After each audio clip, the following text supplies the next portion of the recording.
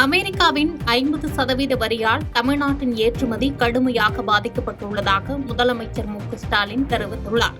இது தொடர்பாக முதலமைச்சர் வெளியிட்டுள்ள பதிவில், அமெரிக்காவின் வரியால் திருப்பூரில் ரூபாய் 3000 கோடி ஆயத்த ஆடை வர்த்தகம் பாதிக்கப்பட்டுள்ளதாகவும், திருப்பூரில் ஆயிரக்கணக்கானோர் வேலை இழக்கும் அபாயம் உள்ளதாகவும் குறிப்பிட்டுள்ளார். மேலும் தொழில்களையும் தொழிலாளர்களையும் பாதுகாக்க மத்திய அரசு உடனடி நிவாரண நடவடிக்கை எடுக்க வேண்டும் என்றும், பொருளாதாரத்தில் அடிப்படை கட்டமைப்பு சீர்திருத்தங்களை மேற்கொள்ளவும் முதலமைச்சர் மு.க.ஸ்டாலின் வலியுறுத்தியுள்ளார். இறக்குமதி வரி கொள்கையால் பாதித்த தொழில்களுக்கு வாராக்கடன் விதிகளை தளர்த்த வேண்டும் என்று மதுரை எம்பி சு. வெங்கடேசன் தெரிவித்துள்ளார். இது தொடர்பாக அவர் வெளியிட்டுள்ள எக்ஸ்தல பதிவில், அமெரிக்கா தொடுத்துள்ள இறக்குமதி வரி யுத்தத்தால் இந்திய குறு சிறு நடுத்தர தொழில் முனைவோர்கள் வங்கிக் கடனை திருப்பி செலுத்துவதில் கடும் நெருக்கடி ஏற்பட்டுள்ளதாக குறிப்பிட்டுள்ளார். மேலும் இத்தொழில்களுக்கு வாராக்கடன் விதிகள் தளர்த்தப்பட வேண்டும் என்றும், அமெரிக்க வரி விதிப்பு நெருக்கடி தீரும் வரை வாராக்கடன்களாக அறிவிக்கப்படுவது நிறுத்தப்பட வேண்டும் உள்ளிட்ட கோரிக்கைகளை வலியுறுத்தியுள்ளார். கூமாப்பட்டி பிளவக்கல் அணையில் பூங்கா மேம்பாட்டுக்காக ரூபாய் 10 கோடி நிதி ஒதுக்கீடு செய்து தமிழ்நாடு அரசு அரசாணை வெளியிட்டுள்ளது. விருதுநகர் மாவட்டத்தில் கூமாப்பட்டி மற்றும் பிளவக்கல் அணை தொடர்பாக தங்கப்பாண்டி என்பவர் வெளியிட்ட வீடியோக்கள் அண்மையில் சமூக வலைதளங்களில் ட்ரெண்ட் ஆனது. இந்நிலையில் கூமாப்பட்டி பிளவக்கல் அணையில் சுற்றுச்சுவர், நுழைவு வாயில், நடைபாதை, உடற்பயிற்சி கூடம், செல்ஃபி பாயிண்ட் அமைக்கப்படுகிறது. விருதுநகர் மாவட்டத்தில் நடைபெற்ற அரசு விழாவில் முதலமைச்சர் அறிவிப்பை செயல்படுத்தும் விதமாக அரசாணை வெளியிடப்பட்டுள்ளது குறிப்பிடத்தக்கது.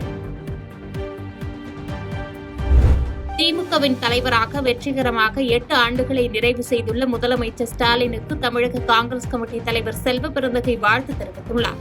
இது தொடர்பாக அவர் வெளியிட்டுள்ள பதிவில், திராவிட முன்னேற்றக் கழகத்தின் தலைவராக தமிழ்நாடு முதலமைச்சர் மு.க.ஸ்டாலின் பொறுப்பேற்று இன்று 8வது ஆண்டில் அடியெடுத்து வைக்கிறார்.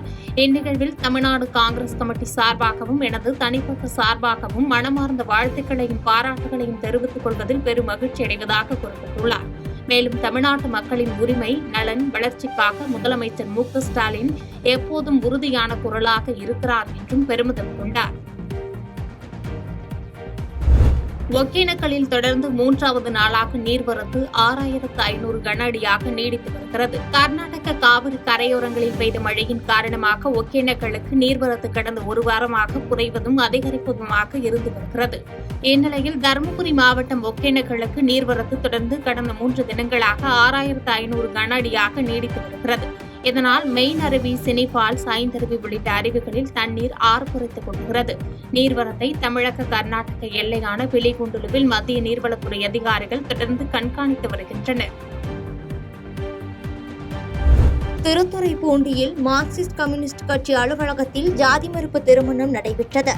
புதுக்கோட்டை மாவட்டம் மாத்தூர் பகுதியைச் சேர்ந்த இளைஞர் சஞ்சய்குமாரும், திருவாரூர் மாவட்டம் திருத்துறைப்பூண்டி வரம்பியம் பகுதியைச் சேர்ந்த அமிர்தாவும் காதலித்து வந்துள்ளனர்.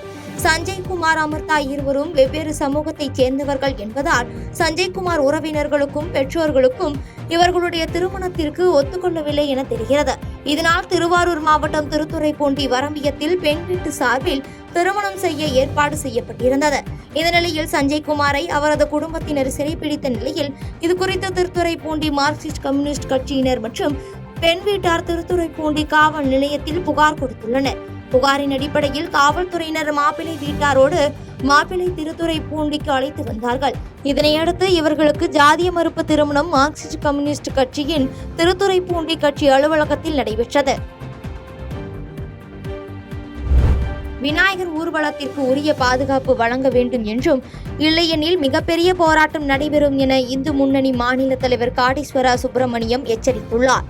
திருப்பூர் புதிய பேருந்து நிலையம் அருகே அமைக்கப்பட்டுள்ள விநாயகர் சிலையை வழிபட்டு 10,000 பேருக்கு ஏற்பாடு செய்யப்பட்டிருந்த அன்னதான நிகழ்ச்சியை துவக்கி வைத்த பின்னர் இந்து முன்னணி மாநில தலைவர் காடீஸ்வரா சுப்பிரமணியம் செய்தியாளர்களை சந்தித்து பேட்டியளித்தார். அப்பொழுது பேசிய அவர், இந்த அரசு விநாயகர் சதுர்த்தி ஊர்வலத்தை குலைக்க வேண்டும், விநாயகர் சிலை அமைக்கக்கூடாது என செயல்பட்டு வருகிறது என்றும், அதிக சிலை வைத்து விட்டால் அந்த பகுதி காவல் அதிகாரிக்கு தண்டனை என்ற உத்தரவிடப்பட்டுள்ளது என்றும், இந்த அரசு அராஜகமான மோசமான அசுர அரசாக உள்ளது என்றும், அடுத்த 5 நாட்கள் ஊர்வலம் உள்ளது என்றும், இதற்கு உரிய பாதுகாப்பு வழங்க வேண்டும், இல்லையெனில் மிகப்பெரிய போராட்டம் நடைபெறும் என எச்சரித்து பேசினார். பனிஷ்மெண்ட் கொடுக்கலாம் விட்டுட்டு எது நியாயமா இருக்கு அங்க கீழே இருக்கக்கூடிய அதிகாரிகளுக்கு சொல்லணும்.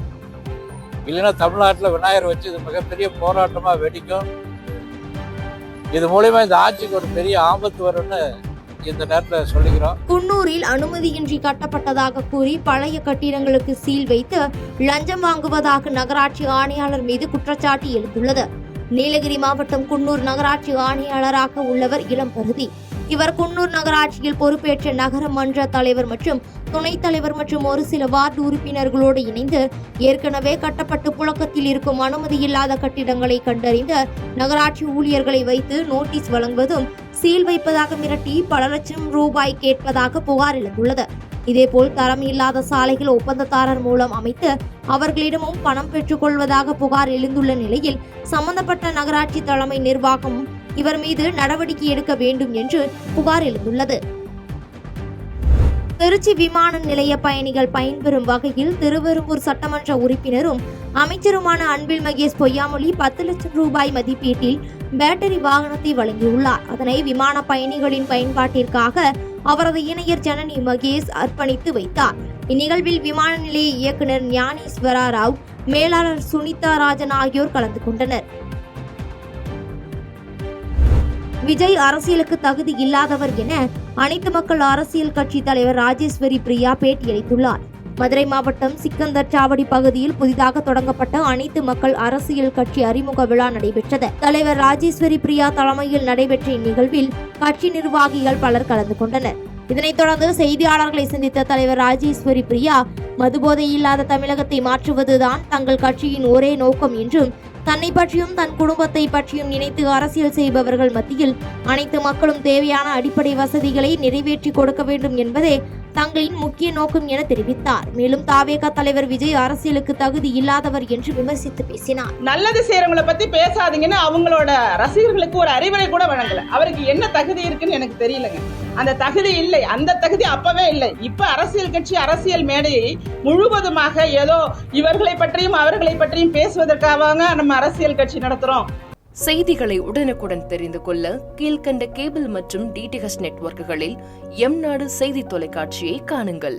பாதகம் செய்பவரை கண்டால் நாம் பயம் கொள்ளலாகாது பாப்பா. மோதி மிதித்து விடு பாப்பா, அவர் முகத்தில் உமிழ்ந்து விடு பாப்பா. அண்மை செய்திகளை உடனுக்குடன் தெரிந்து கொள்ள இணைந்திருங்கள் எம்நாடு தொலைக்காட்சியுடன்.